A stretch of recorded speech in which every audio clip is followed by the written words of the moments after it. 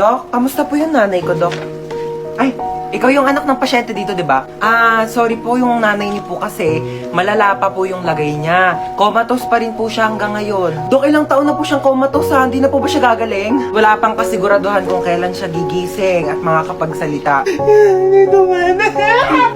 Ma, gumising ka dyan. Gumising ka. Wait lang, bakit ang init dito? Kaya naman pala, nakapatay yung aircon, no? Buksan ko nga. Ayan, malamig na.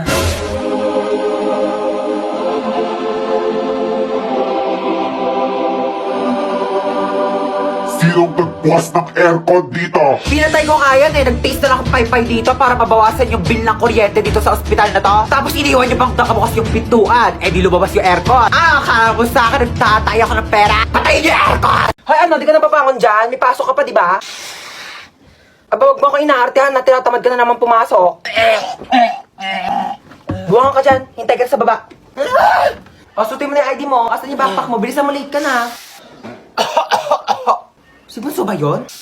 Bunso! Inuubo ka ba? Opo, inuubo po ako. Oo nga, dito ka lang muna sa kwarto mo ha. Magpagaling ka, wag ka munang papasok sa school. Gusto mo dali kita sa doktor? Gusto mo bilang kita Jollibee? Opo. Sus, wala naman sakit yan. Tinatamad lang yan pumasok. Hoy, anong kunyari? Inuubo talaga ako, di ba mama? Siya, bibilang na kita Jollibee. Bunso ha, hatid ko muna tong kuya mo sa school. Tara na. Yo, ang okay na ito, oh. Ano ginawa mo sa kapatid mo? Ay, may exam po, ma'am. Okay po. Hindi ako nakapag-review eh. Sorry. Mga ngopya, hindi nga ako nakapag-review. Oo.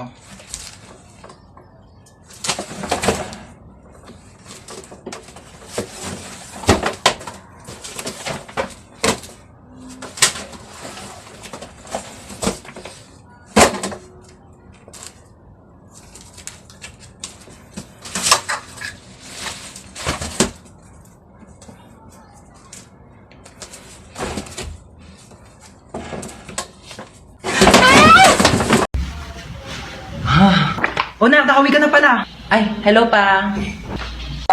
Hi, anak! Kamusta? Kamusta school mo? Okay ka ba? Gutom Hello, ka ba? ma. Ano gusto mo kainin? Okay lang po ako. Sige. Hoy, hugasan mo yung mga plato sa kusina, ah. Oo, hugasan ko yan. Hello, kuya. Ay, hi, baby. Tanga.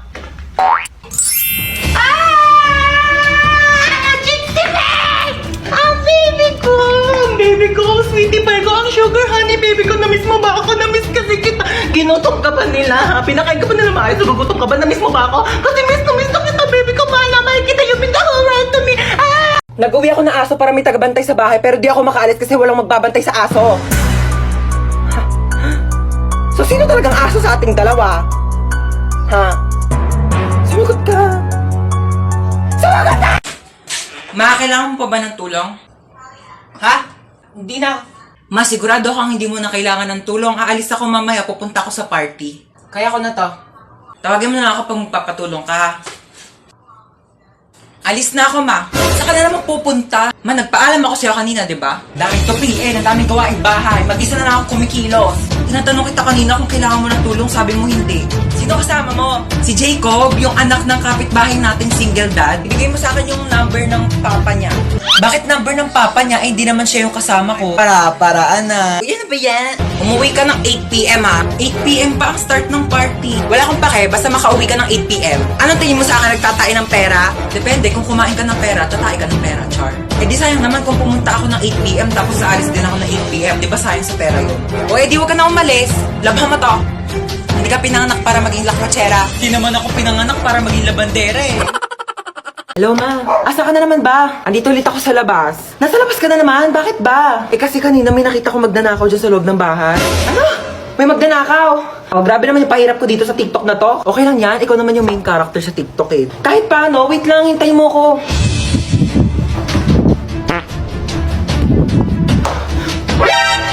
Sino ka? Magnanakaw ako, bakit?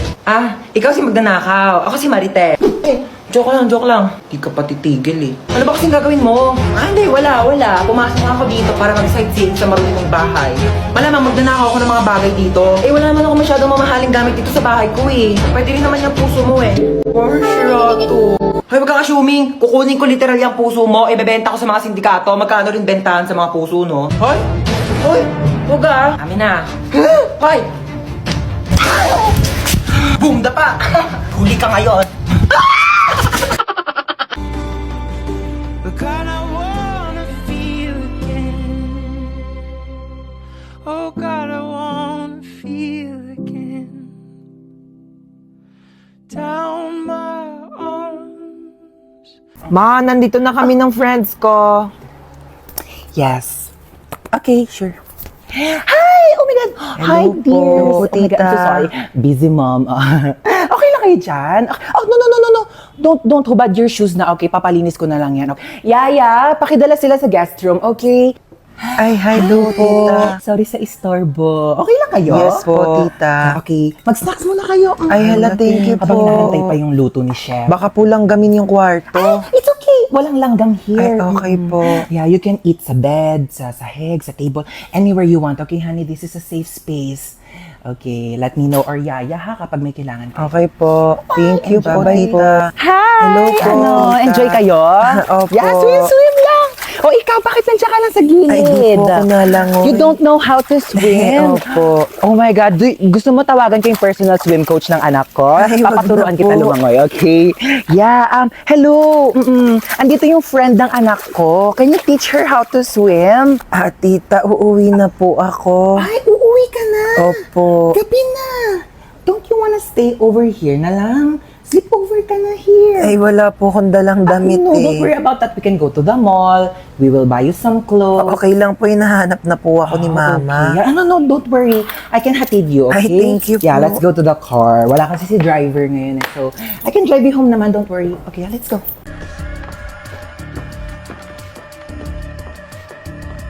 Aray ko, te ah.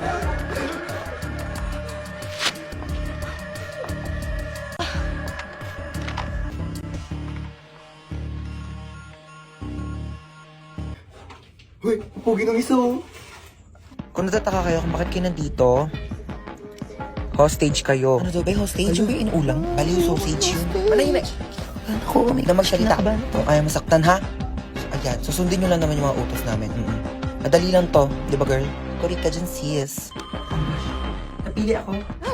So, ito yung first challenge mo. Sasagutin mo yung tumatawag sa phone, okay?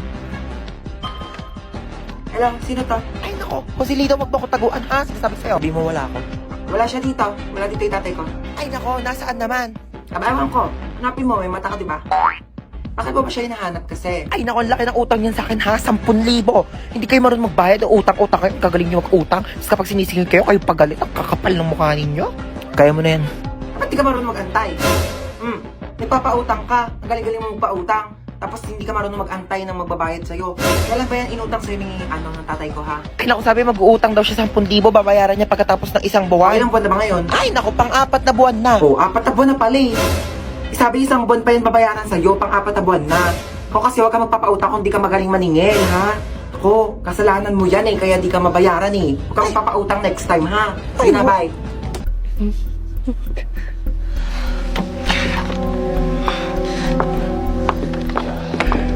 Nak, tignan mo nga itong cellphone ko. Parang may sira na ata. Ano sira na ito, ma? Bago lang to, Hindi mag-send yung mga text ko sa papa mo.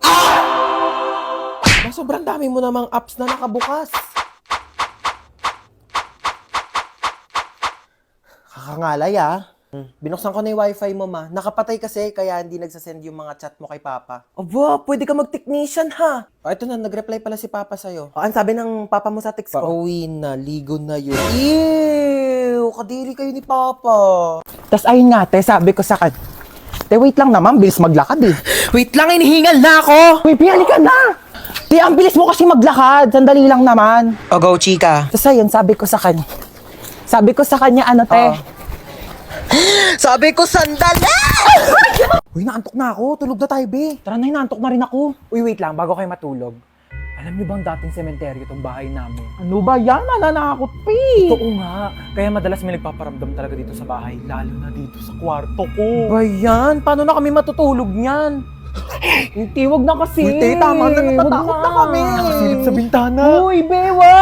Charot lang, itong mga tong OA. Ang aga nyo naman kasi antukin. Niliteral nyo naman yung sleepover. Ano, matutulog na lang talaga tayo. Kaya nawala na yung antok ko sa pananakot mo. Manood ka tayo ng movie.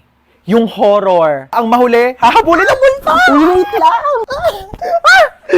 Play ko na yung movie ah. Oh my God. Yan na. Wait lang, nagla-loading pa. Yan na, malapit na yan. Ayan na. Ba yan? Ang tagal. Nawala na yung takot ko. Mas nakakatakot pa talaga yung loading. Ayan na! Ayan na!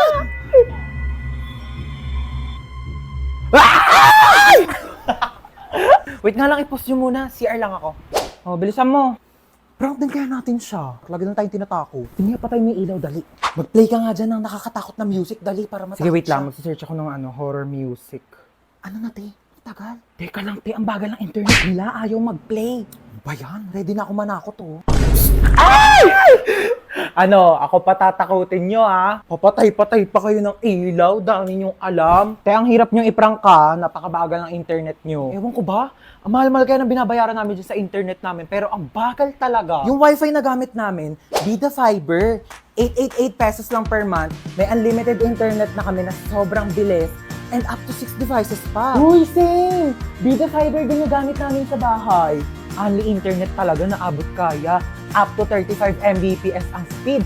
Tapos may libre pang Blast TV para sa mga Vida Fiber subscribers. Lo, sabihan ko nga rin sila mama na magpalit na kami ng internet. True. Para iwas lag ka talaga sa kahit ano gagawin mo online. Tsaka para next time, pag prinang ka namin, hindi na maglalag yung internet nyo kasi naka-Vida Fiber na kayo. At least sa Vida Fiber, alam mong sulit yung binabayaran mo. Uy, sino kinakausap nyo dyan?